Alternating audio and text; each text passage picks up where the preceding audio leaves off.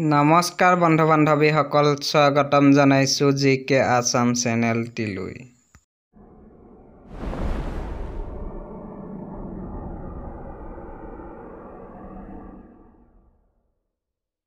এই ভিডিঅ'ত আপোনালোকৰ বাবে লৈ আহিছো এটা আৱেগিক সুন্দৰ কাহিনী।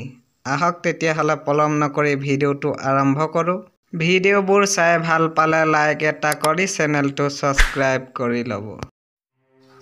কেঞ্চাৰ আক্ৰান্ত ছোৱালীজনীয়ে তাইৰ প্ৰেমিকক কৈছিল, মইতো মৰি যাম, কিন্তু তোমাক ভাল পাব কোনে?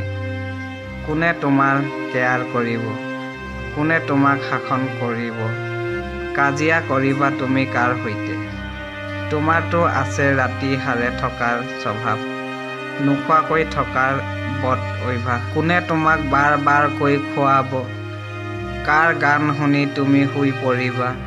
প্লিজ তুমি বিয়া কৰোৱা। মোৰ মৃত্যুৰ আগে তোমাৰ অন্তত চাব খোজা তুমি ভালে থাকা মই নাথাকিলেও। ল'ৰাটোৱে ফেকুৰি উঠে। ছোৱালীজনীক সাৱটি সি কয়, চুপ, একদম চুপ। তোমাৰ একো নহয়, তোমাক এৰি মই কাৰো হ'ব নোৱাৰো। নকওঁ কোনোদিনে মই যে তোমাক ভাল পাওঁ। তোমাৰ একো নহয়, ভগৱানে এনে নকৰে। ছোৱালীজনীৰ চকুলো বৈ আহে।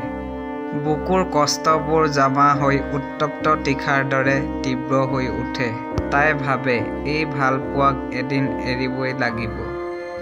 তাই জানে যে পৃথিৱীত আজি ভগৱানো অসহায় তাইৰ বাবে। তাই নিৰুপায়। তাৰ পিছতো ল'ৰাজনৰ মূৰত হাত বুলাই কয়, জানা মোৰ অন্ধকাৰক খুব ভয় লাগে। অথচ চোৱা কেইদিনমান পিছত চিৰস্থায়ী অন্ধকাৰত থাকিব লাগিব। কোৱা না কি কৰি থাকিম? খুব ইচ্ছা গৈছে তোমাৰ বুকুত মূৰটো এনেদৰে আজীৱন ৰাখিবলৈ।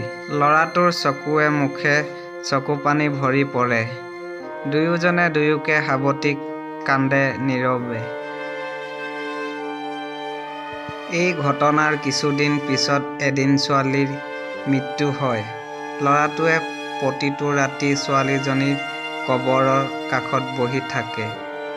এডাল এডালকৈ প্ৰতিটো নিশা মমবাতি জ্বলাই ছোৱালীজনীৰ কবৰ আলোকিত কৰে। ৰাতি সিও নুশুৱে এইবাবেই যে ছোৱালীজনীয়ে অলপো অন্ধকাৰ সহ্য কৰিব নোৱাৰে। আজি কিছুদিন ধৰি সিও খুব টেনচনত আছে। কেইদিনমানৰ আগত ডাক্তৰে তাৰো কেঞ্চাৰ ধৰা পেলাইছে।